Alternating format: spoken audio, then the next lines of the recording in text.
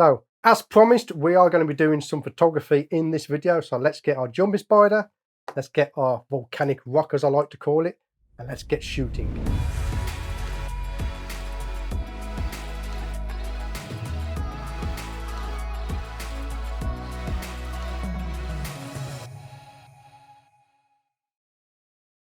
So you've seen this process before, but you do appear to like these type of videos. This one is going to be our volcanic rock. The one after this is going to be our thistle that I collected from my weekend away. So I believe this is volcanic rock. People are giving me suggestions as to what it is. It could be a metal, it could be slag, but I'm going to call it volcanic rock because I like the name. So that'll do fine. So we have our volcanic rock. For this scene, I want to have a seamless background. So I need to choose a background card that's a similar color to the rock that we are using. So that's a simple job. We just place our background cards down. And then we can just place our rock on it to see if there's anyone we like. I like that last one there. So we're going to be using that one. A little tripod. Again, there's a video on my channel on how I make these little tripods. Quite often with my textures, I have like a light part and a dark part so we can vary the lightness of the background. And on this particular one, I think we want to go with the dark part. So I'm going to turn it upside down. Place that into my tripod holder and I'll just hold it quite happily like that. And we're going to place our rock there. And depending on how much of a blur we want on the background will depend on how far away the rock is from the background. That's fairly simple.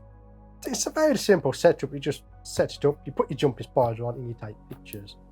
But again, you do like to follow along when I do this. So weapon of choice again is the Canon EOS R with the 100mm lower lens on there, the Godox MF12 trim macro flash. I'm triggering it with a X Pro C trigger from Godox. Our camera settings are going to be 1/200th of a second. Our f-stop, I'm going to push it to around f10, getting a little bit of diffraction on a full frame camera with this lens. I'm going to go ISO 100. We want these images as clean as possible. Again, this camera's good up to 400. After that, you start getting a little bit of grain that you got to deal with if you don't like grain. But if you like grain, then knock yourself out, whack it right up there if you want to. So we're going to have our scene just here. Now, the rock has a natural backdrop to it. So we're going to have that towards the back. Hopefully our jumping spider will settle on there. There's a little nook and cranny here that you might jump into and settle down. I'm going to place that like that. Okay, now I'll bring it towards the edge of the desk so I can get much lower down with my camera. Now from experience, I know I want at least 1.5 to 2 times magnification with this jumper. It's a very small jumper. I will get him out in a minute, but I want to set the scene up first before we get our jumper out. Because we've got a little bit of a border on the backdrop here, I need to lift the rock up a little bit. So my lens cap will do the job well. Okay, so we've got too much in focus there. So again, I can push the background back a little bit and I'm going to lower the f-stop to f8. We're going to lift the stone up by a fair way. Okay. Again, this is just to eliminate the little white patch that we don't particularly want. But we do this now before we get the jumping spider out. That way, we're not disturbing our jumping spider.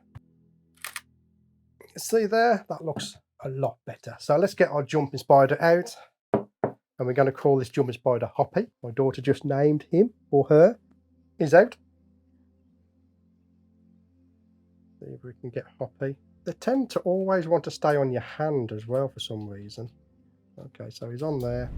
This video is sponsored by my new tutorial, The Complete Shot Jumper on a Match.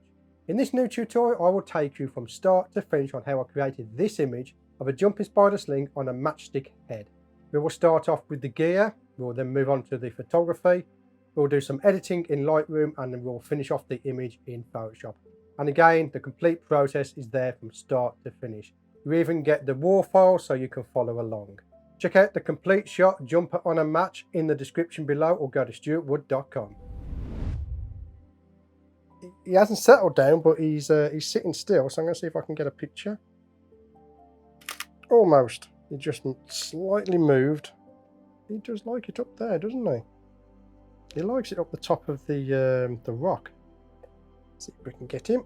Right, I am at 1.5 times magnification for this jumping spider.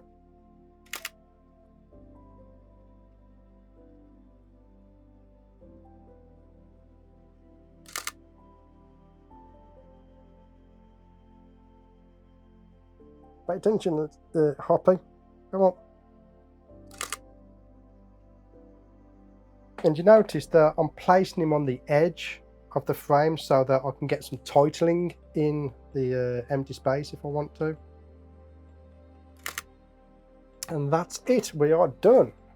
So I'm just going to get the jumper now back into his enclosure. There he is, look. Let's pop him back into his enclosure. There you go, he's in easy.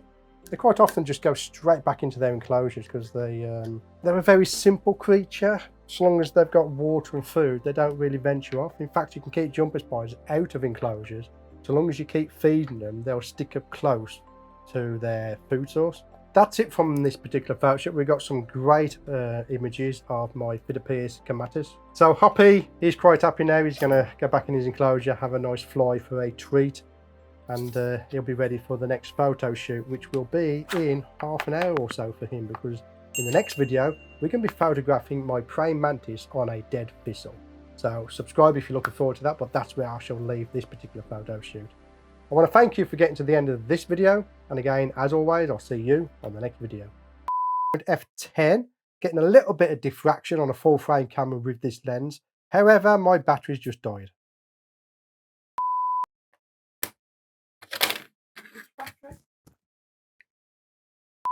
See, you'd normally think that we'll just swap batteries, but these ones are dead as well. There's a video coming up on how to tell whether your batteries are dead or just flat, so keep an eye out for that one. But these are dead. There's no point even charging these ones up. What do I do now? Do I just sit here and talk bollocks for 2 hours? Yeah, I could actually. Babe, do you want to have a conversation? Seriously.